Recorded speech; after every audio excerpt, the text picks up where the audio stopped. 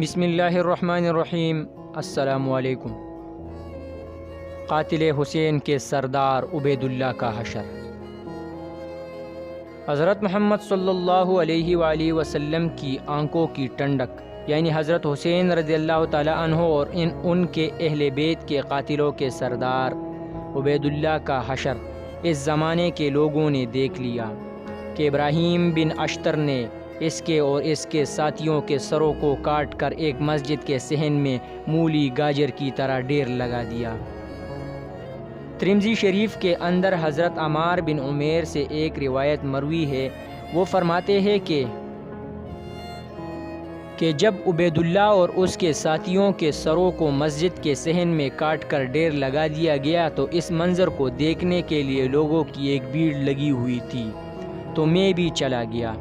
جس وقت میں پہنچا تو کیا دیکھتا ہوں کہ تھوڑی دیر کے بعد لوگوں میں شور ہوتا رہا، اور شور اس بات کا ہو رہا تھا کہ ان کے سروں میں ایک سانپ گشت کر رہا تھا، اور گشت کرتا ہوا عبید اللہ کی ناک میں گھس جاتا تھا۔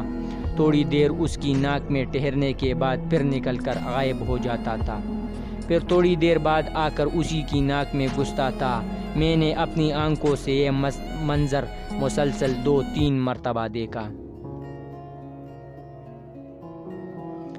جس نے اللہ تعالیٰ کے ولی کے ساتھ عداوت کی، اس کا یہ حشر دنیا میں بھی لوگوں نے دیکھ لیا۔